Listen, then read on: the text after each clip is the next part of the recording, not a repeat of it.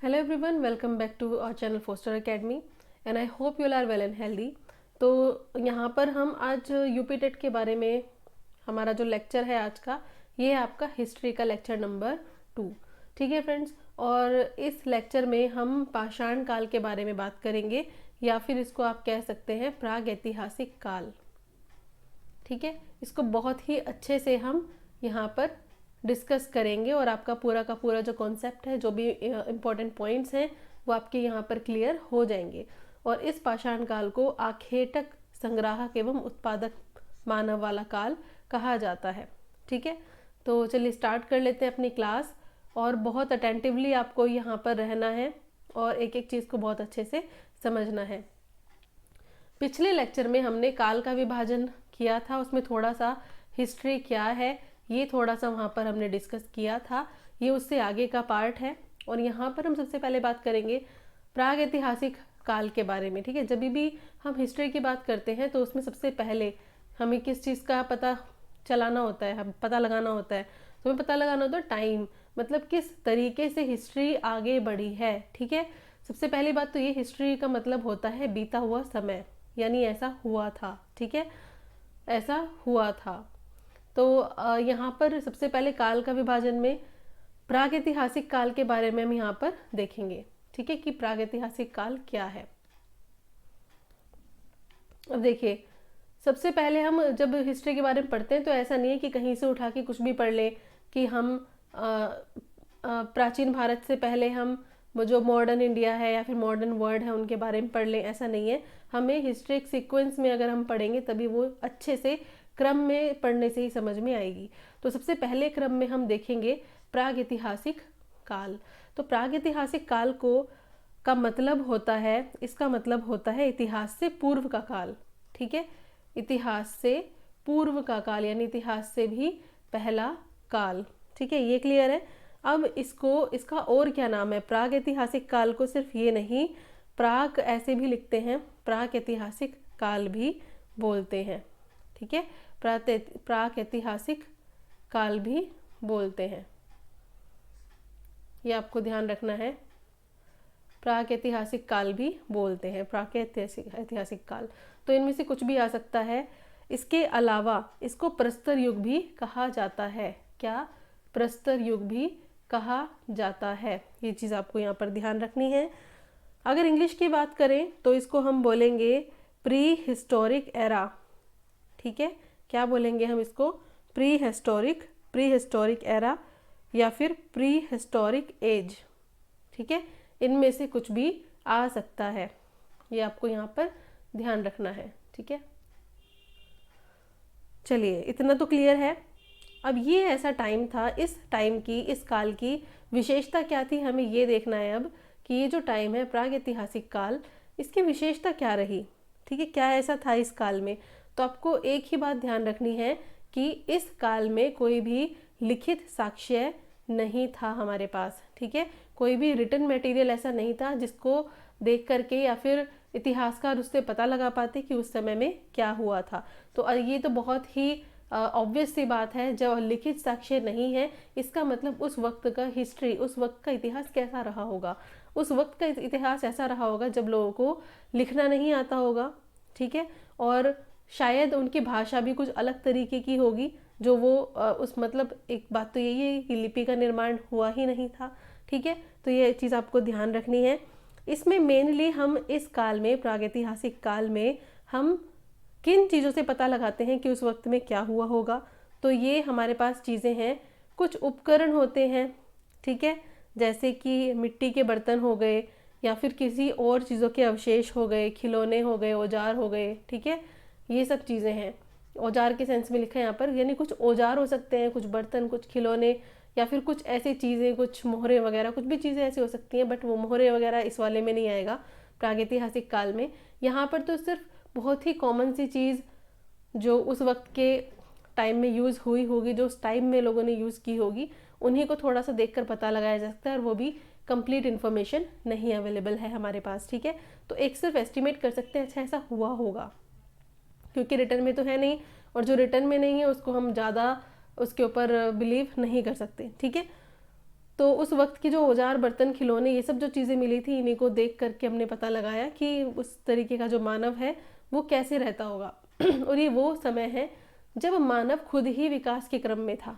ठीक है, ये वो समय है जब जो मानव है वो खुद ही विकास के क्रम में था।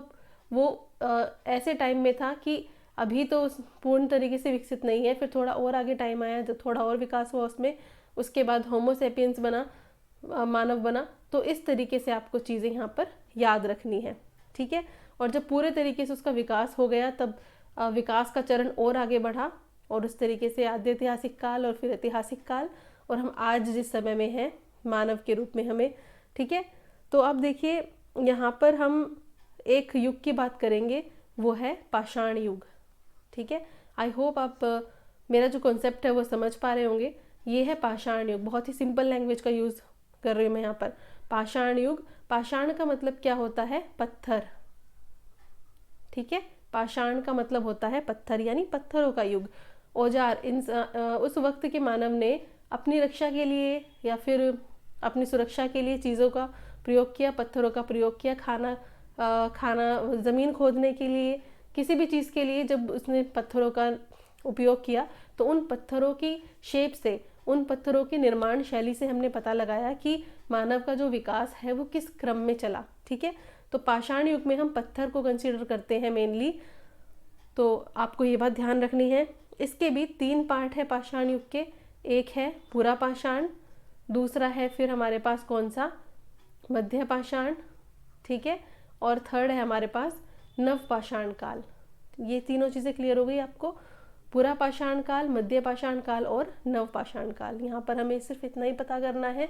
प्रागैतिहासिक काल, जिसको प्रस्तर युग भी कहते हैं, इंग्लिश में इसको प्री हिस्टोरिक एरा या फिर प्री हिस्टोरिक एज कहते हैं, और प्राक ऐतिहासिक काल भी इसको कहते हैं। इसकी विशेषता है कि कोई लिखित भी साक्ष्य हमारे पास नहीं है, सिर्फ उपकरण, बर्तन और कुछ ऐसी चीज़ें, खिलौने वगैरह को देखकर ही हम उस वक्त का पता लगा सकते हैं, और इसको मेनली हम कहते हैं पाषाण युग। ठीक है, यानी पत्थर का युग। पत्थरों के प्रयोग को लेकर ही हम पता लगाते हैं कि विकास की क्या प्रक्रिया थी और उस वक्त लोगों में क्या क्या परिवर्तन आए। अगर हम इस पीरियड की बात करें, हमें मेनली आज के लेक्चर में इसी को ही पढ़ना है। ठीक है, तो यहाँ से अब हम देखते हैं कि क्या क्या चीज़ें, कौन सा जो टाइम है वो रहा है इसमें। ठीक है, टाइम देख लेते हैं एक बार। तो टाइम है इसका लगभग 5 लाख ईसा पूर्व से 2500 ईसा पूर्व तक। ठीक है, 5 लाख ईसा पूर्व से 2.5 लाख ईसा पूर्व तक। ठीक है, तो ये चीज़ आपको ध्यान रखनी है। अब बाकी आगे हम उसमें पढ़ेंगे। ठीक है, अब एक बार आद्य ऐतिहासिक काल को देख लेते हैं। आद्य ऐतिहासिक काल वो काल है, जैसे कि आद्य वर्ड ऐड हो गया इसमें। ठीक है, इसमें एक शब्द ऐड हो गया है आद्य। यहाँ पर प्रागैतिहासिक काल था, यहाँ पर आद्य ऐतिहासिक काल है। तो आद्य का मतलब है ऐसा समय जब लिखित सामग्री अवेलेबल थी। इसको हम इंग्लिश में क्या बोलते हैं?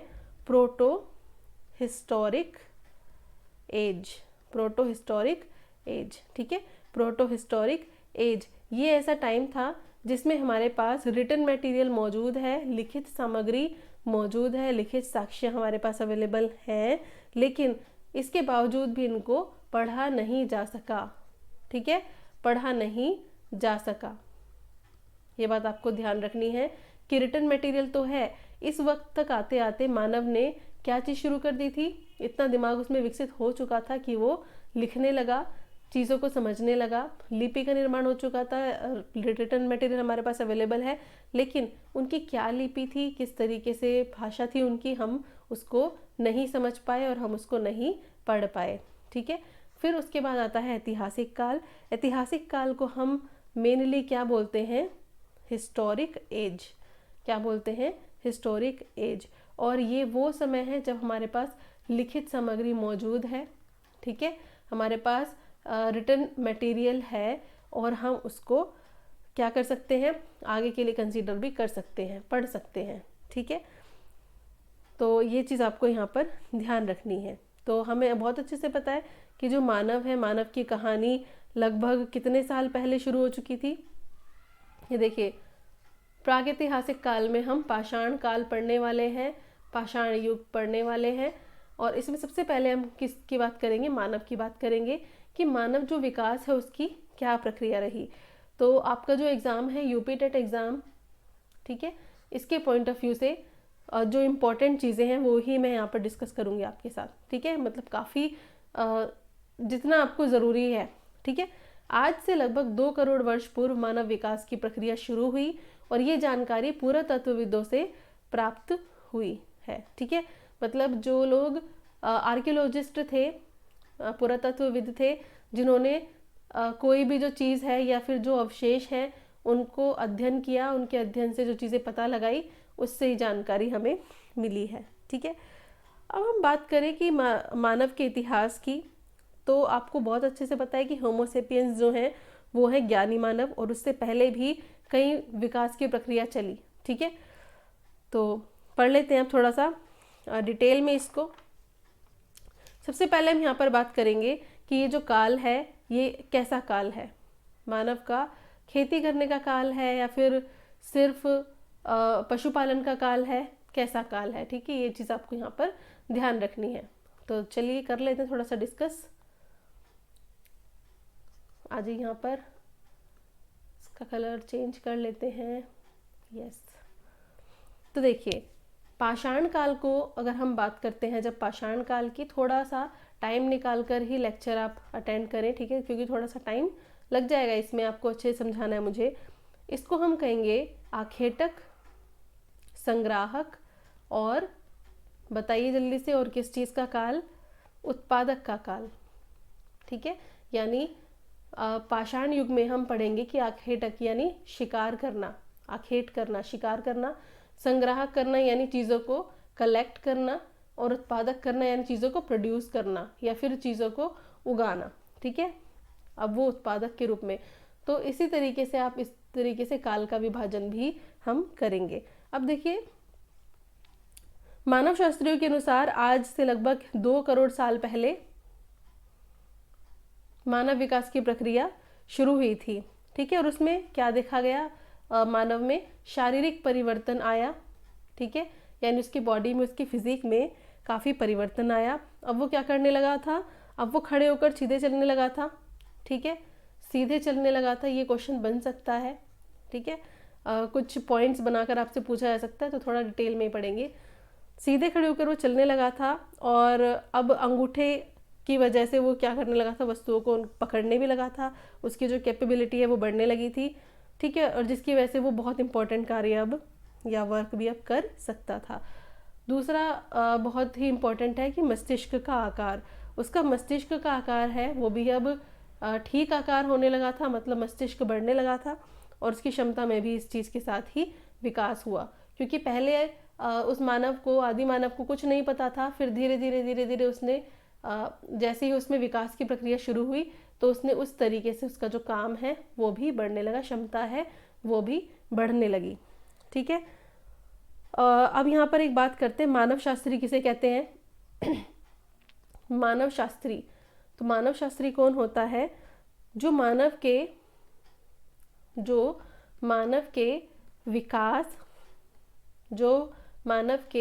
विकास और विभेद आदि की क्या करता है, जानकारी देता है, ठीक है। मानव में क्या विकास हुआ है और क्या विभेद है उसकी जानकारी प्रोवाइड करता है, उसी को क्या बोलते हैं, मानव शास्त्री, ठीक है। अब हम बात करेंगे कि पाषाण युग को हम कितने पार्ट्स में डिवाइड कर सकते हैं, ठीक है। देखिए अब मानव सभ्यता की दृष्टि से पाषाण काल को प्रारंभिक काल माना जाता है, ठीक है। मतलब जब मानव में विकास होना शुरू हुआ तो सबसे पहला जो टाइम था वो कौन सा टाइम था, पाषाण काल, ठीक है। भारत में पाषाणकालीन सभ्यता की खोज 1863 में रॉबर्ट ब्रूसफुट ने पल्लवरम में की थी, और ये पल्लवरम कहाँ है, तमिलनाडु में, कहाँ है, तमिलनाडु में, ये बात आपको ध्यान रखनी है। तो 1863 में, ये भी इम्पोर्टेंट क्वेश्चन है, कब मानव सभ्यता, कब पाषाणकालीन सभ्यता की खोज की थी रॉबर्ट ब्रूसफुट ने ब्रिटिश थे, तो ये की थी इन्होंने 1863 में। और इस क्रम में आगे बहुत सारी चीज़ें हैं जो हमें आगे पता करनी है, ठीक है। काल विभाजन देख लेते हैं अब हम सबसे पहले। पाषाण युग जो है उसके 3 पार्ट हैं, ठीक है, यानी पत्थर का जो युग है उसके 3 भाग हैं। पहला है पूरा पाषाण काल, फिर है मध्य पाषाण काल और थर्ड है हमारे पास नव पाषाण काल, ठीक है। अब देखिए पूरा पाषाण काल की हम बात करें सबसे पहले, तो आपको पता ही है पत्थर का यूज कई तरीके से किया जाता रहा होगा, ठीक है। उस वक्त आज की तरह वेपन्स तो है नहीं, या फिर चाकू वगैरह तो ऐसे थे नहीं, तो सबसे पहले किस चीज़ का यूज़ किया उन्होंने? पत्थर। और पत्थर की इंपॉर्टेंस इतनी थी इसलिए इस काल को पाषाण काल कहा गया। पूरा पाषाण, यहाँ पे पाषाण में भी एक शब्द ऐड हुआ है, पूरा पाषाण, यानी पुराना समय, सबसे पुराना समय, ठीक है, सबसे पुराना समय। तो पूरा पाषाण काल जिसका अगर हम टाइम को डिवाइड करें तो लगभग 20 लाख साल से 10,000 साल तक ईसा पूर्व की हम बात कर सकते हैं, ठीक है। 20 लाख ईसा पूर्व से लेके 10,000 ईसा पूर्व तक की बात हम यहाँ पर कर सकते हैं। और दूसरी बात अगर हम यहाँ पर देखें, काल विभाजन के बाद हम दूसरी चीज़ इंपॉर्टेंट क्या देखेंगे यहाँ पर, कि इसमें मानव में बहुत सारे चेंजेस आए, ठीक है। सब ये देखने की जरूरत सबसे पहले कि क्या क्या चेंजेस आए। इसको हम पैलियोलिथिक एरा भी बोल सकते हैं। क्या बोल सकते हैं हम इसको? पैलियोलिथिक एरा, यानी प्राचीन, लिथोस यानी पत्थर, ठीक है, यानी प्राचीन पत्थर का काल। इसमें क्या शुरू हुआ था? जो मानव था बेसिकली वो आखेटक था, यानी शिकार करने वाला था। वह खाद्य संग्राहक था। क्या था? खाद्य संग्राहक, यानी वो क्या करता था? शिकार करता था और जो भी खाने की चीज़ होती थी उसको इकट्ठा कर लेता था, ठीक है, ये आपको बात ध्यान रखनी है। फिर है खुले आसमान में रहता था वो, उसका कोई ऐसा कोई स्थायी निवास नहीं था उस वक्त, ठीक है। और शिकार से जो भी चीज़ें प्राप्त होती थी वो पूरे तरीके से शिकार पर उसका वो था, डिपेंडेंट था वो शिकार पर और बाकी चीज़ों पर जो भी उसको खाने के लिए मिल जाता था। इसके अलावा कंदमूल, फल वगैरह। गुफाओं में रह लिया करता था, ठीक है, गुफाएं जहाँ पर दिख जाती थी वहाँ पर निवास अपना बना लेता था, मतलब कुछ टाइम के लिए रहने लगता था, जहाँ भी उसको खाने के लिए मिल गया और वहाँ पर गुफा वगैरह जो मिल गई तो वहीं पर ही रहने लगा। बेसिकली कहा जा सकता है इस वक्त, पूरा पाषाण काल के वक्त, कोई उसका स्थायी निवास नहीं था, ठीक है। धीरे धीरे आग का प्रयोग उसने सीख लिया पूरा पाषाण काल में, और कब्र वगैरह के बारे में भी उसने यहाँ पर पता लगाया। और धीरे धीरे पूरा पाषाण का जो लास्ट चरण है, जो आखिरी चरण है, उसमें उसने कहीं ना कहीं चित्र बनाने की, यानी पेंटिंग करने की जो कला थी वो भी सीख ली थी। और इसी वक्त में हड्डी के औजार भी वो बनाने लगा था। मतलब अब मस्तिष्क का विकास हो रहा है तो धीरे धीरे उसने जो अपने औजार बनाने की जो प्रक्रिया है उसको भी थोड़ा सा चेंज कर दिया और उसमें भी लगातार सुधार करने लगा, ठीक है। तो ये रहा उसका विकास का क्रम। तो यहाँ पर हम सबसे पहले पूरा पाषाण काल के बारे में पढ़ेंगे, ठीक है। पूरा पाषाण काल ये तो हमने ऊपर देख ही लिया है। पूरा पाषाण काल को हम 3 पार्ट्स में आगे डिवाइड कर सकते हैं, ठीक है। ये बहुत ध्यान से देखना है आपको। पूरा पाषाण काल को आगे 3 पार्ट्स में डिवाइड करेंगे हम। पहला कौन सा है यहाँ पर? निम्न पूरा पाषाण काल, ठीक है, निम्न पूरा पाषाण काल। और दूसरा है मध्य पूरा पाषाण काल। और थर्ड है हमारे पास कौन सा? उच्च पूरा पाषाण काल, ठीक है। निम्न यानी प्रारंभिक, इसको हम प्रारंभिक भी बोलते हैं, प्रारंभिक यानी पूरा पाषाण काल का प्रारंभिक चरण, ये है मध्य चरण, ठीक है। और ये है लास्ट वाला, आखिरी पार्ट, ठीक है, लास्ट वाला पार्ट हम इसको बोल सकते हैं। इसके बाद हम अगले चरण में पहुंच गए जो था हमारा मध्य पाषाण काल, ठीक है। तो ये बिल्कुल भी कंफ्यूज होने की जरूरत नहीं है, ये है पूरा पाषाण काल, जिसके भी 3 पार्ट हैं, निम्न पूरा पाषाण, मध्य पूरा पाषाण और उच्च पूरा पाषाण काल, ठीक है। तो सबसे पहले हम यहाँ पर पढ़ने वाले हैं निम्न पूरा पाषाण काल। कौन सा? निम्न पूरा पाषाण काल। और इसकी क्या विशेषता थी ये हमें ध्यान रखना है। अब देखिए कुछ बच्चे ये बोलते हैं कि हमें तो स्थल याद नहीं रहते, मतलब हमें तो प्लेसेस के नाम याद नहीं रहते, हमें तो औजार क्या बताए हैं उनके नाम याद नहीं रहते। तो भाई ये तो आपको याद करने ही पड़ेंगे, क्योंकि ये जो काल है ये है पाषाण काल। तो पाषाण का मतलब पत्थर, पत्थर औजार, और औजार कहाँ से मिले, यही तो इसकी विशेषता है ना। तो यहीं से क्वेश्चंस आ सकते हैं। तो इसमें कोई भी आपको मतलब कोई आपके पास ऑप्शन नहीं है, आपको स्थल याद करने पड़ेंगे और उन स्थल से आपको क्या क्या चीज़ मिली है, किन चीज़ों के अवशेष मिले हैं, ये भी याद करने पड़ेंगे। 2-4 बार आप उनको रिवाइज करेंगे तो आपको खुद ही वो याद हो जाएंगे। क्वेश्चन अटेम्प्ट कीजिए।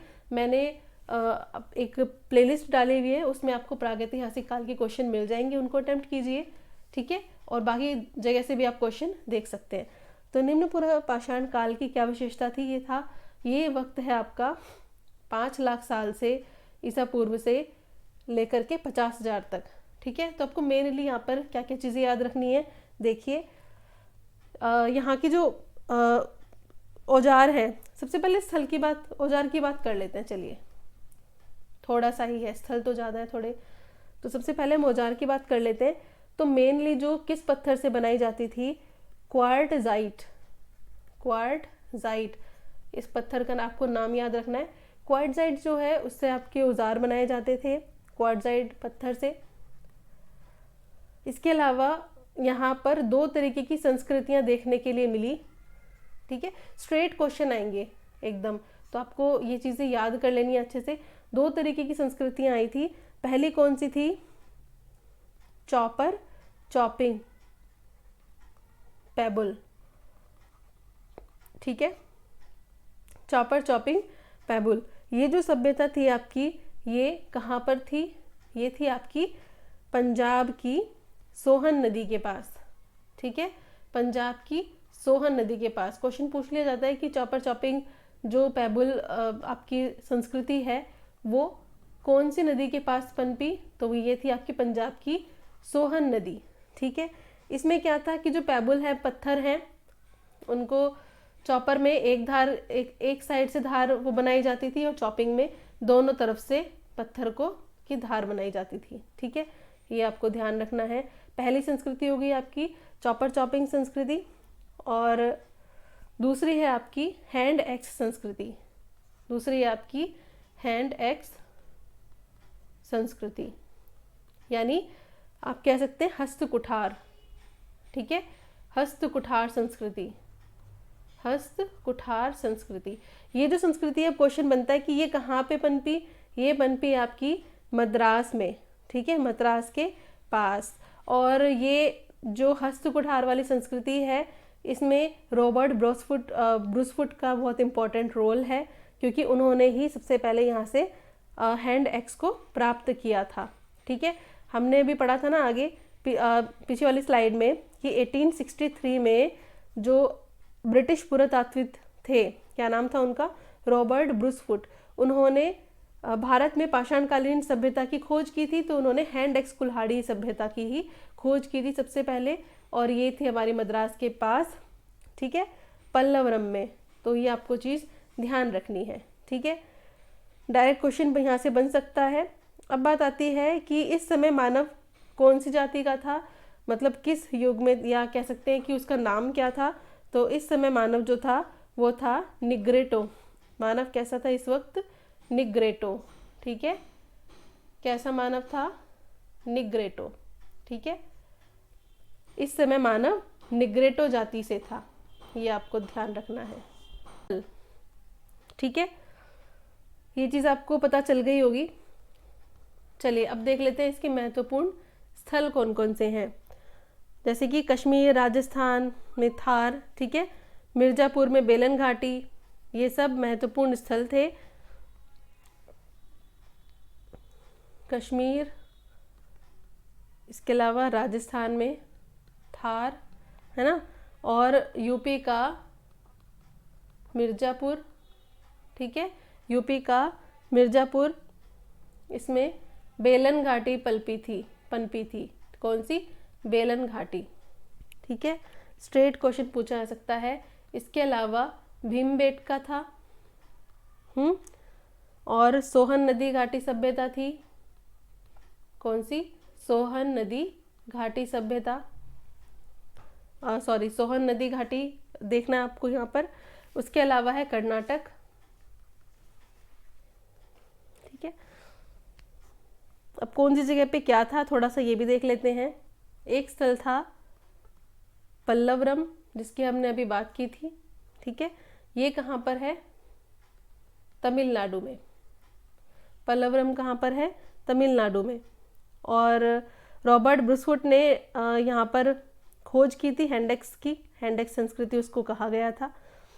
इसके अलावा आपको एक स्थान और याद रखना है, बोरी, ठीक है, बोरी। तो कुछ इस तरीके से है ये, मैं एक बार लास्ट वाले स्लाइड में डिस्कस कर लूँगी आपका, ठीक है। ये कुछ जगह हैं जिनका आपको याद रखना है, ठीक है ना।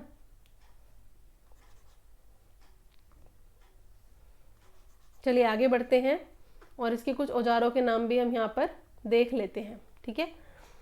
महत्वपूर्ण औजारों में यहाँ पर कौन कौन से थे? क्वार्टजाइट मैंने आपको बता ही दिया है, उसकी कुल्हाड़ी, कोई ऑप्शन ही नहीं है, याद करना ही पड़ेगा। हस्त कुल्हाड़ी या हस्त कुठार, इसको हम कुठार भी बोल सकते हैं, ऐसा लिखा भी आ सकता है, ठीक है। इसको बोलते हैं हैंडेक्स। इसके अलावा खड़क,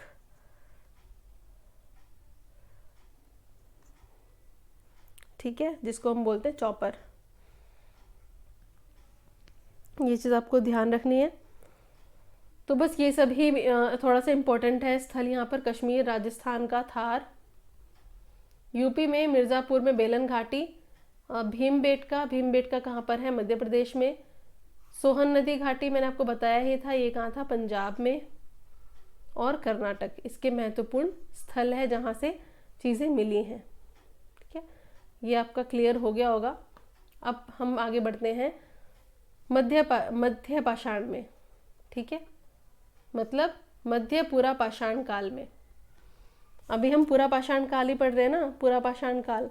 इसमें हमने पूरा पाषाण काल में देखा था निम्न पूरा पाषाण काल, उसके बाद मध्य,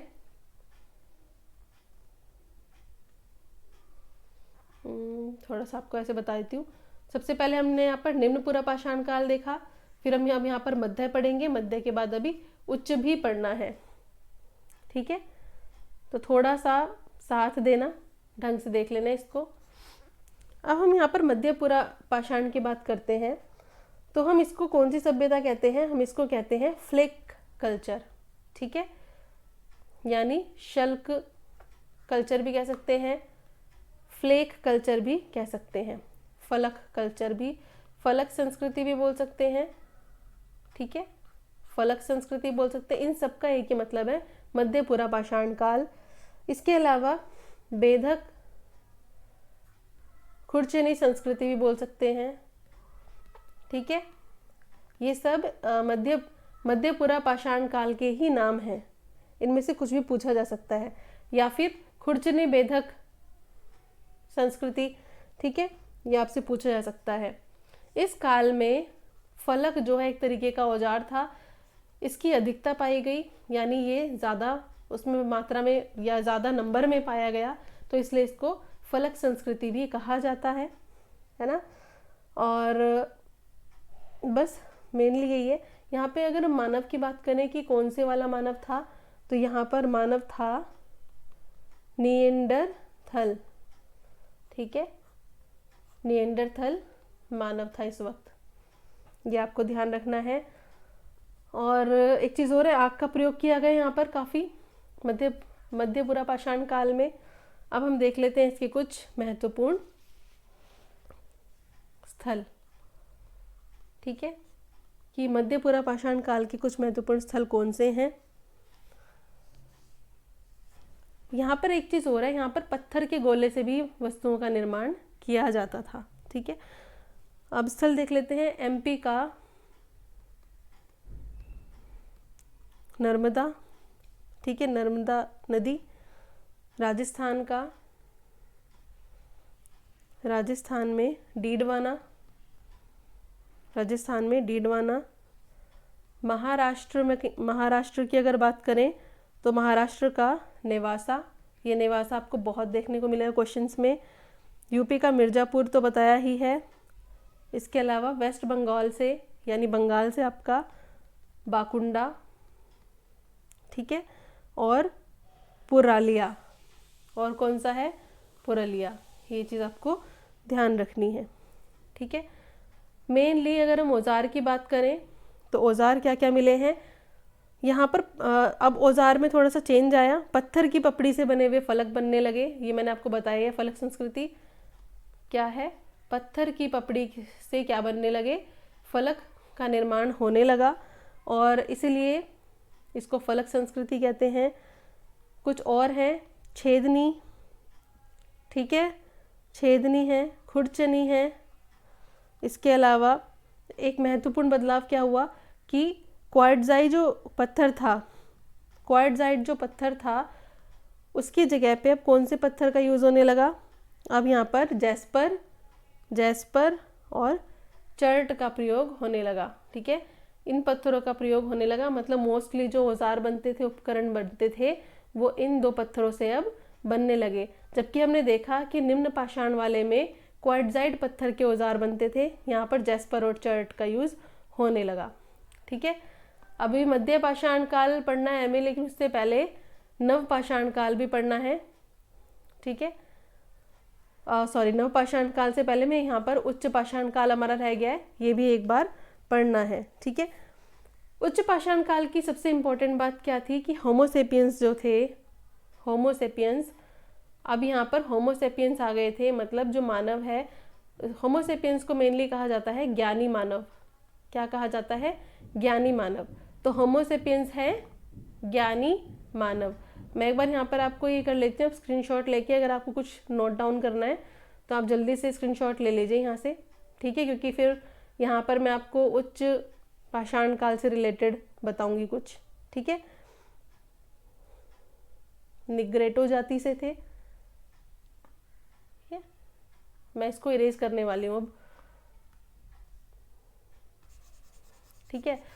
तो आई थिंक आपको इतनी चीज़ें समझ में आ गई होगी, सिर्फ यही इम्पॉर्टेंट पॉइंट्स हैं, बाकी आपको बहुत ही ज़्यादा इसके रिसर्च करने के लिए या फिर उसके लिए वो करने की ज़रूरत नहीं है। ये ही मेनली क्वेश्चंस इसमें आते हैं और आपको इनको ही यहाँ पर ध्यान रखना है, ठीक है। तो चलिए देख लेते हैं, उच्च पाषाण काल के कुछ औजार देखने हैं हमें। इसके अलावा हमें ये देखना है कि कौन कौन से ऐसे स्थल थे जो उच्च पाषाण कालीन थे और क्या क्या इंपॉर्टेंट चीज़ें इस काल में हुई थी, ठीक है। तो चलिए देख लेते हैं उच्च पाषाण काल में। तो मानव जो है, इंसान जो है, अब खानाबदोश था और आग से भी परिचित था पूरी तरीके से। क्या था, आग से भी परिचित था, ये आपको ध्यान रखना है। और अगर आपसे पूछा जाए कि पूरा पाषाण काल की सबसे खास, सबसे महत्वपूर्ण खोज क्या थी, तो वो थी आग, ठीक है। आग की खोज हो गई थी, ये बहुत ही महत्वपूर्ण बात थी पूरा पाषाण काल की। इसके अलावा यहाँ पर अगर पुरास्थल की बात करें तो भीमबेटका जो पुरास्थल है, यहाँ से काफ़ी ज़्यादा चित्र मिले हैं, जिससे पता चलता है कि उस समय के मानव ने जो होमोसेपियंस था, यानी ज्ञानी हो गया था, अब उसने चित्र बनाने की कला भी अब सीख ली थी। तो अब क्या था, अब वो शिकार भी जानता था। इस काल तक आते आते, उच्च पूरा पाषाण काल तक आते आते शिकार आ गया था उसको करना, और अब वो खाद्य क्या था, संग्राहक भी था। इसके अलावा वो अब थोड़ा सा चित्र वगैरह भी बनाने लगा था, उसने आग की खोज भी कर ली थी, ठीक है। तो चित्र मिले हैं यहाँ से, और फलक और तक्षणी संस्कृति भी इसको कहा जाता है। इसको हम फलक एवं तक्षणी संस्कृति भी कह सकते हैं। अगर क्वेश्चन में पूछ लिया जाए तो आपको बताना है, इसका आंसर है उच्च पूरा पाषाण काल की संस्कृति, ठीक है। यहाँ पर बस ये इम्पोर्टेंट है, कुछ औजार देख लीजिए कौन कौन से थे औजार। रॉक शेल्टर पेंटिंग वगैरह करने लगा था, गुफाओं में रहता ही था वो, ठीक है, ये आपको पता ही है कि गुफाओं में रहता था। यहाँ पे कुछ प्लेसेस देख लेते हैं, जैसे कि बेलन यूपी का, ठीक है, बीजापुर, इसके अलावा बीजापुर के अलावा इनाम गांव, ठीक है, इनाम गांव, और केरल का चित्तूर, केरल में एक जगह है जिसका नाम क्या है, चित्तूर, ये था यहाँ पर। इसके अलावा झारखंड का छोटा नागपुर पठार, झारखंड का छोटा नागपुर पठार, ठीक है, ये सब उच्च पुरा पाषाण काल के जो पुरा स्थल है यहाँ पर आते हैं। एक महत्वपूर्ण चीज़ और यहाँ पर हुई, वो भी आपको थोड़ा सा याद रखना है। जैसे कि आपको अच्छे से पता है कि औजार, पाषाण काल का जो मेन चीज़ है वो तो औजार बनाना ही है। तो सबसे पहले वाले में आपने देखा कि पत्थर के औजार बने, ठीक है, और वो काफ़ी, ये जो इस वक्त के औजार हैं काफ़ी रफ है, ठीक है, मतलब वो फिनिशिंग तो जानता नहीं है करना इन औजारों की। तो ये जो इस वक्त के औजार हैं वो काफ़ी रफ हैं, सिर्फ ये है कि यूज़ कर पा रहा है, तो काफ़ी उबड़ खाबड़ है, काफ़ी रफ है, ठीक है। हम बात करें उस पूरा पाषाण काल की, तो इस वक्त के जो औजार थे, जो वेपन्स थे, जो उपकरण थे, उनमें अब हड्डियों के उपकरण भी विशेष तौर पे यूज़ होने लगे थे। अब वो हड्डियों, औजार में पत्थर का यूज़ तो कर ही रहा था, साथ के साथ उसने हड्डियों के उपकरण भी बनाने लगा था वो। और इसमें मेन आ गए थे अब फलक, तक्षणी और शल्क, ठीक है, मतलब अब वो पत्थर से और हड्डियों से औजार बनाने लगा था, ठीक है, उसकी उसने शुरुआत कर दी थी। तो ये चीज़ आपको ध्यान रखने हैं, ठीक है। अब आ जाइए आप मध्य पाषाण काल पर, और ये इसके मध्य पाषाण के जो औजार हैं वो कुछ इस तरीके के दिखाई दे रहे हैं, ठीक है। अगर आपसे पूछा जाए कि पूरा पाषाण काल की जो मेन खोज है वो क्या थी, तो वही थी आग की खोज उसने कर ली थी, वो ही बहुत बड़ी बात थी। अब है मध्य पाषाण काल, इसको बोला जाता है मेसोलिथिक एरा, ठीक है, या फिर एज। मेसोलिथिक पत्थर जो है पहले बहुत ही रफ तरीके से वो औजार बनाता था, लेकिन अब जो औजार का साइज है वो कैसा हो गया था, सूक्ष्म हो गया था, ठीक है, वो कैसा हो गया था, अब सूक्ष्म हो गया था, यानी छोटे प्रकार के औजार भी अब बनने लगे थे। कैसे, छोटे आकार के, इसलिए इसको लघु पाषाण काल भी कहा जाता है, ठीक है। क्या कहा जाता है, लघु पाषाण काल भी कहा जाता है, यानी छोटे पत्थरों का काल। पहले से फाइन पत्थर हो गए थे, मतलब पहले से फाइन तरीके से औजार बनाने लगा था, फिनिशिंग आने लगी थी, और पहले से छोटे, पहले रफ बनाता था, सिर्फ काम चलाओ चीज़ें, ठीक है, ये आपको ध्यान रखनी है।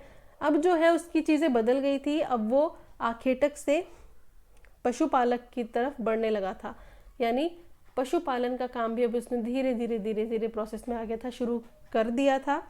यहाँ पर औजार देखिए, यहाँ पर क्या परिवर्तन हुआ, अब जलवायु परिवर्तन हुआ। पहला हिमयुग था, ठीक है, पहले वाला जो टाइम था वो हिमयुग था।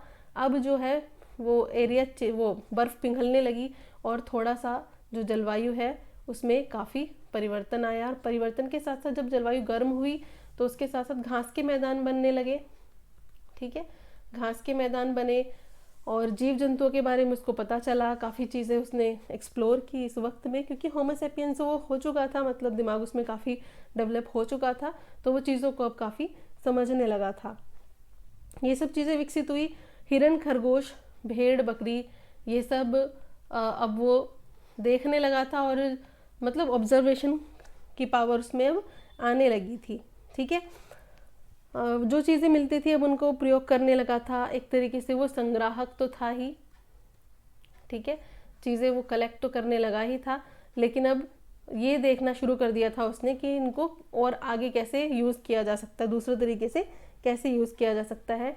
एक और बात है, कुत्ता जो था उसको वो सबसे पहला ऐसा पशु था जिसको उन्होंने क्या बनाया, पालतू बनाया, ठीक है। और इसके अलावा कुछ और इम्पोर्टेंट चीज़ें इस काल की वो मैं बता देती हूँ आपको।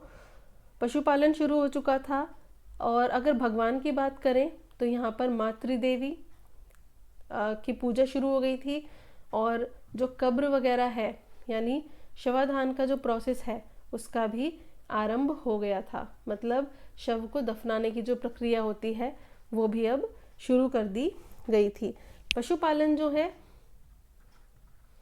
यानी अब उसने पशुओं को पालना शुरू कर दिया था। इसके कुछ एग्जाम्पल्स हमें मिले हैं, इसके कुछ अवशेष मिले हैं बागोर से और आदमगढ़ से। ये कुछ पुरा स्थल है, बागोर और आदमगढ़, ये आपको बहुत ध्यान रखने वाली बात है, ठीक है। फिर बात आती है औजार। औजार किस तरीके के बनाता था उस वक्त, वो मध्य पाषाण काल में। ये वो समय है जब पूरा पाषाण काल खत्म हो चुका था और अभी नव पाषाण काल नहीं आया था, उसके बीच का समय है ये मध्य पाषाण काल। तो औजार जो है उसमें उसने तीर कमान, ठीक है, पत्थर से जो बनाता था, और हड्डी के औजार भी बनाने लगा था, पहले ही शुरू कर दिए थे। लकड़ी हड्डी के हत्थे वगैरह, हत्थे लगा हुआ हथियार बनाने लगा था, औजार बनाने लगा था, आरी वगैरह ये सब, ठीक है। नुकीले क्रोड का वो यूज़ करने लगा था, ठीक है। इसके अलावा वो त्रिकोण ब्लेड, ठीक है, नवचंद्राकार हथियार, इन सब इस तरीके के वो चीज़ें बनाने लगा था। और नेक्स्ट देखते हैं अब, खेती का ज्ञान उसको हो गया था ये, अब यहाँ पर उसको धीरे धीरे खेती का ज्ञान भी होने लगा था, अचानक से ही। मतलब उसने ऐसी कोई कोशिश नहीं की खेती करने की, अचानक से ही कोई मिट्टी में बीज वगैरह डल गया और उससे फिर पौधे उगने लगे। तो उसने ऑब्जर्वेशन अपना शुरू किया वहाँ पे उस चीज़ का, तो धीरे धीरे उसको खेती का ज्ञान होने लगा, ठीक है। और पत्थर से पत्थर पे प्रहार करके वो औजार बनाने लगा, हथियारों का निर्माण करने लगा। तो आई होप आपको इतना तो समझ में आ गया होगा, ठीक है। अगर मैं बात करूँ यहाँ पर मध्य पाषाण काल के कुछ इम्पोर्टेंट और जगहों की, तो वो है यहाँ पर संभलपुर, ठीक है। संभलपुर ये कहाँ पर है? उड़ीसा में। इसके अलावा आदमगढ़, मैंने आपको बता ही दिया है। आदमगढ़ कहाँ पर है? एमपी में, मध्य प्रदेश में, ठीक है। इसके अलावा एक और इम्पोर्टेंट है कोल्डी हवा, ये कहाँ पर है? इलाहाबाद के पास। कहाँ पर? इलाहाबाद के पास, यानी इस वक्त जो प्रयागराज है उसके पास। और यहाँ से ही चावल के साक्ष्य मिले हैं, ठीक है, यहाँ से ही चावल के साक्ष्य मिले हैं, यानी चावल के होने के बारे में पता चला है कि कोल्डी हवा में चावल उपजाया जाता था। निवास जो है उसमें झोपड़ी के साक्ष्य मिले हैं यहाँ पर ही कोल्डी हवा में। प्रारंभिक कृषि के भी साक्ष्य मिले हैं यहाँ से। एक और जगह है पुरास्थल महादहा, ये कहाँ पे है? यूपी के प्रतापगढ़ में। आपसे पेयर बनाने के लिए बोला जा सकता है, इसलिए उसको ध्यान से देखना है। यहाँ से उसके स्थायी निवास के कुछ अवशेष मिले हैं, ठीक है। कुछ गर्त के साक्ष्य मिले, गर्त मतलब गड्ढे के साक्ष्य मिले हैं जहाँ पर वो घर बनाकर रहा करता था। और इम्पोर्टेंट है यहाँ पर कि पशुओं के सींग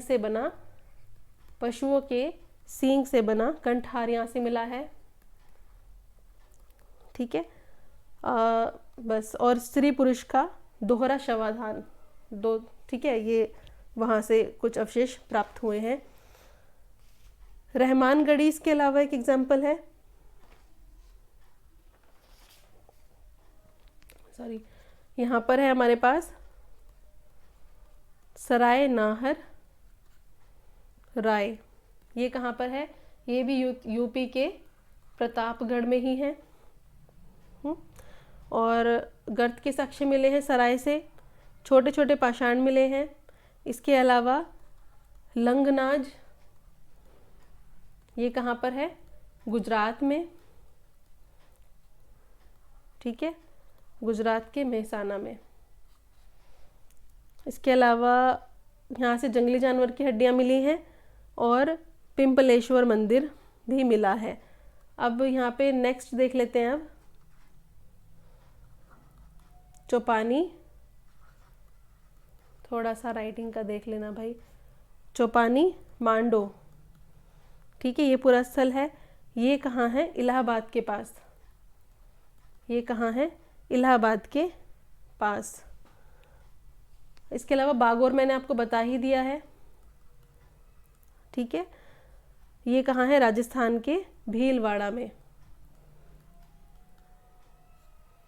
राजस्थान के भीलवाड़ा में, ठीक है। पशुपालन के यहाँ से साक्ष्य मिले। इसके अलावा चंद्रावती और सुंदरगढ़, चंद्रावती और सुंदरगढ़, तो इनमें से कोई भी नाम आ जाए तो आपको बता देना है कि हाँ भाई ये सब मध्य पाषाणिक स्थल हैं, ठीक है। अब आ जाते हैं नवपाषाण काल पे। नवपाषाण काल तो ऐसा काल है जब तक सब चीज़ें मोस्टली डेवलप हो ही गई थी। ये नव का पाषाणकालीन औजार है जिसमें आपको पता चल रहा होगा कि बहुत ही फाइन तरीके से इनको बनाया गया है। ठीक है, नवपाषाण काल में सबसे बड़ी बात क्या थी, पहले देख लेते हैं इसको हम कौन सा एज बोलते हैं इंग्लिश में। इसको हम बोलते हैं नियोलिथिक एज, नियोलिथिक एज। ठीक है, तो डेट्स में थोड़ा कन्फ्यूजन हो सकता है, कोई 7000 बोलता है, कोई 6000 बोलता है। ठीक है, ईसा 7000 ईसा पूर्व से 1000 ईसा पूर्व तक, ये आपको ध्यान रखना है। मेनली क्या चीज़ हो गई थी यहाँ पर, अब खेती शुरू हो गई थी क्योंकि ऑलरेडी शिकार करना आ गया था, मानव को शिकार करना आ गया था और इकट्ठा करना भी आ गया था भोजन अपना। इसके अलावा थर्ड है, अब वो पशुपालन भी करने लगा था और खेती भी करने लगा था। ऑब्वियस सी बात है, खेती है तो स्थायी निवास भी अब उसका हो गया था। ठीक है, स्थायी निवास की प्रक्रिया भी उसकी शुरू हो गई थी, मतलब वो घर बनाकर रहने लगा था, झोपड़ी वगैरह बनाकर रहने लगा था। और इन चीज़ों के साक्ष्य भी कहीं जगहों पर मिले हैं। अब जो उसके उपकरण है, पत्थर के जो उपकरण हैं वो काफ़ी फाइन हो गए थे, मतलब काफ़ी अच्छे तरीके से वो पत्थर से औजार बना लेता था। घिसकर चमकदार होते थे, उनको घिस भी लिया करता था। ठीक है, और एक इम्पॉर्टेंट चीज़ यहाँ पर डेवलप हुई, बर्तन। ठीक है, मिट्टी के बर्तन, जो आपको एक नाम मिलेगा मृदभांड। ठीक है, तो आपको इस चीज़ का ख्याल रखना है कि वो इसी काल की बात है, यानी नवपाषाण काल की ही बात है। घिसकर बहुत अच्छे तरीके से औजार बनाता था, घिसकर चमकदार एकदम। और हत्थेदार कुल्हाड़ी हसिया महत्वपूर्ण औजार है, हत्थेदार कुल्हाड़ी और हसिया ये महत्वपूर्ण औजार है, ये ध्यान रखना है आपको। अब खेती भी करने लगा था और पशुपालन भी करने लगा था। ठीक है, और इन दोनों चीज़ों की वजह से स्थायी निवास भी करने लगा था, छप्पर वाले घर भी बनाने लगा था अब, क्योंकि वहाँ पर खेती करनी होगी तो वहाँ रहना भी तो पड़ेगा फिर। तो इस तरीके से फिर वहाँ पर बस्तियाँ बसने लगी। ठीक है, बस्तियों में लोग रहने लगे। और इस काल के जो प्राचीनतम साक्ष्य हैं जो पता चले हैं वो मिले हैं कहाँ से, बलूचिस्तान के मेहरगढ़ से। कहाँ से, बलूचिस्तान के मेहरगढ़ से मिले हैं। और धूसल पात्र, यहाँ पे ध्यान से देखिए, काला धूसल मृदभांड यानी मिट्टी के पत्थर मिट्टी के बर्तन यहाँ से मिले हैं। ठीक है, इसके अलावा लोग गोलाकार और आयताकार शेप में घर बनाकर रहने लगे थे, ऐसे भी साक्ष्य मिले हैं कई जगहों से। और अब वो क्या करने लगा था, खेती करने लगा था, तो खेती के प्रमाण भी यहाँ से मिले हैं। ठीक है, सबसे पुरानी जो फसल है, जो सबसे पहले उपजाई उसने, वो थी जौ। ये बहुत सारे क्वेश्चंस में, बहुत सारे पेपर में पूछा गया है कि मानव ने सबसे पहली जो फसल थी वो कौन सी उगाई थी, तो वो थी जौ। ठीक है, ये कुछ इम्पोर्टेंट चीज़ें हैं भाई, ध्यान रखनी है। अब मैं कुछ पुरा स्थल इसके बता दूं आपको। ठीक है, या फिर इसके कोई ऐसी साइट जहाँ से बहुत सारी चीज़ें मिली हैं। तो सबसे पहला नाम है मेहरगढ़। क्या नाम है, मेहरगढ़। ये पाकिस्तान के बलूचिस्तान में बोलर दर्रे के पास है। और 7000 से लगभग 6000 ईसा पूर्व में यहाँ पे कृषि के साक्ष्य मिले हैं, यानी खेती करने के साक्ष्य मिले हैं। और यही वो जगह है जहाँ पर हाँ, ये क्वेश्चन पूछ लिया जाता है कि सबसे पहले कृषि के साक्ष्य कहाँ से मिले हैं, तो ये मिले हैं मेहरगढ़ से। और मेहरगढ़ कैसा पूरा स्थल है, ये है नवपाषाण काल का। ठीक है, ये स्थल है आपका नवपाषाण काल से। और ये कहा जाता है कि यही वो समय था जब नवपाषाण काल का आरंभ हुआ था, नवपाषाण काल शुरू हुआ था यहीं से ही। ठीक है, और मतलब इसी वक्त से जब खेती वगैरह शुरू हुई थी, गेहूं जौ की खेती होने लगी थी। और यहाँ से कुछ साक्ष्य मिले हैं कि मानव के साथ बकरी वगैरह भी दफनाई गई थी। ठीक है, इसके अलावा एक और जगह आपको याद रखनी है, वो क्या है, रहमान ढेरी। ठीक है, ये पाकिस्तान में है। यहाँ से ये नवपाषाण स्थल है आपका फिरोज़ा। यहाँ से क्या क्या मिला है, फिरोज़ा और नीलम के मन के। ठीक है, अगली जगह है बुर्ज होम। बुर्ज होम ये आपको ध्यान रखना है। बुर्ज होम जो है वो जम्मू कश्मीर में है बुर्ज होम। ठीक है, और यहाँ से गर्तवास के साक्ष्य मिले हैं, यानी ज़मीन में गड्ढा बना के और वहाँ पर अपना निवास कर स्थान बनाना। ठीक है, इसके अलावा कब्रों के साक्ष्य मिले हैं। यहाँ से कब्र में कुत्ते के साक्ष्य मिले हैं, तो ये सब बहुत इम्पोर्टेंट है। इसके अलावा कुछ और स्थल देखिए हम, तो कुचाई है, ये कहाँ पर है, ओडिशा में। ठीक है, यहाँ से क्या क्या चीज़ें मिली हैं, शल्क मिले हैं यहाँ से। ठीक है, शल्क ये सब कुछ मिला है, और हस्त निर्मित मृदभांड, यानी हस्त निर्मित मृदभांड, ये आपको ध्यान रखना है। एक और जगह है बारूडीह। ठीक है, ये कहाँ है, पूर्वी भारत में। ठीक है, ये भी एक नवपाषाणिक स्थल है। अब मैं आपको एक और थोड़े से और स्थल है वो बताना रह गया था आपका, एक बार देख लीजिए, थोड़े से नेम हैं। ये है आपका पूरा पाषाणिक स्थल। ठीक है, पूरा पाषाण के स्थल, तो ये है आपका पल्लवरम। पल्लवरम कहाँ पर है, तमिलनाडु में। ठीक है, इसके अलावा बोरी एक जगह का नाम है, बोरी कहाँ पर है, महाराष्ट्र में। इसके अलावा भीमबेटका है, भीमबेटका जो है वो है आपका मध्य प्रदेश में। ठीक है, और यहाँ से चित्रकारी के आपके अवशेष प्राप्त हुए हैं। सोहन घाटी, ये मैंने आपको बता दिया है शायद, पर एक बार फिर से बता रही हूँ। सोहन घाटी, यहाँ पर चॉपिंग के संस्कृति के अवशेष मिले हैं। इसके अलावा टेरी स्थल है, कौन सा है, टेरी स्थल है, और अतिरम पक्कम, ये एक जगह है तमिलनाडु में। ठीक है, यहाँ से पत्थर की कुल्हाड़ी के अवशेष मिले हैं। रेनीगुंटा आंध्र प्रदेश के चित्तूर जिले में। ठीक है, आंध्र प्रदेश के चित्तूर जिले में, ये हमारा उच्च पुरापाषाण संस्कृति को बताता है। इसके अलावा एक और जगह है पटने। पटने कहाँ पर है, महाराष्ट्र में, और यहाँ से महाराष्ट्र के कोल्हापुर में है, ये महाराष्ट्र के कोल्हापुर में। और यहाँ से जो इम्पोर्टेंट मिला है वो मिला है शुतुरमुर्ग के अंडे का। ठीक है, शुतुरमुर्ग का अंडा, जिसके ऊपर ज्योमेट्रिकली लाइन खींची गई थी।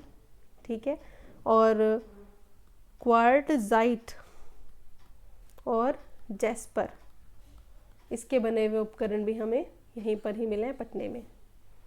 ठीक है, ये हो गया।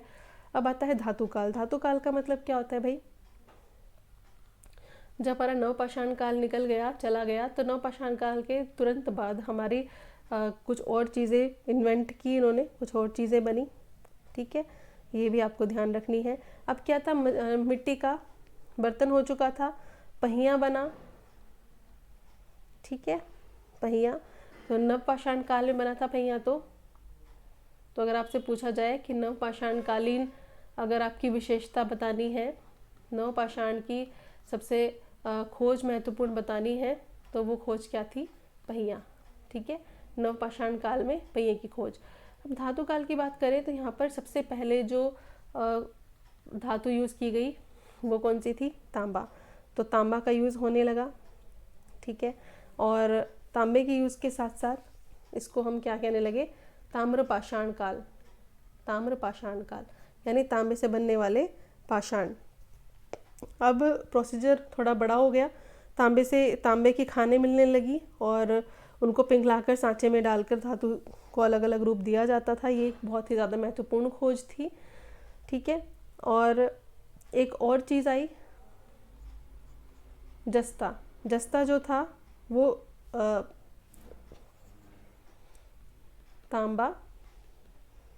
और जस्ता को मिलाकर एक और धातु बनाई गई जिसका नाम क्या था, कांसा। ठीक है, तो ये भी एक महत्वपूर्ण खोज थी, कांसे का निर्माण। और सबको पता ही है कि नवपाषाण काल में अब सबसे ज़्यादा आग का यूज़ होने लगा था, मतलब सभी लोग उसका प्रयोग अब करने लगे थे। ताम्रपाषाण युग की कुछ बस्तियां हैं जो कि राजस्थान में आई, मध्य प्रदेश में, महाराष्ट्र में। ठीक है, और अगर हम अनाज की बात करें तो अब लोग अनाज उपजाना शुरू उन्होंने कर दिया था, और उनकी जो मेन वो थी चावल, गेहूँ, बाजरा, मसूर, ठीक है, उड़द, मूंग और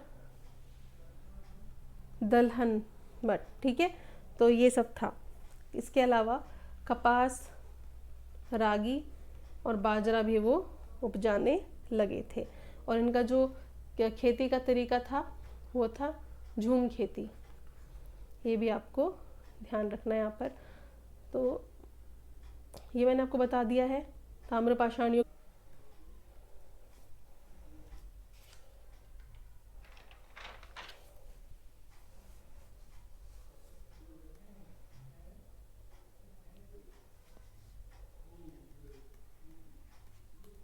तो फ्रेंड्स, ये थी आज की वीडियो। आई होप आपको कुछ समझ में आया होगा। ठीक है, तो अगले पार्ट के साथ फिर मिलते हैं, और कुछ आपके अगर डाउट्स हो तो आप कमेंट सेक्शन में ज़रूर पूछ सकते हैं। और हाँ, अगर आपको प्रैक्टिस क्वेश्चन सॉल्व करने हैं तो उसकी भी आपको प्लेलिस्ट मिल जाएगी। यूपी टेट की प्रिपरेशन के लिए चैनल को सब्सक्राइब कर लीजिए। Thank you so much.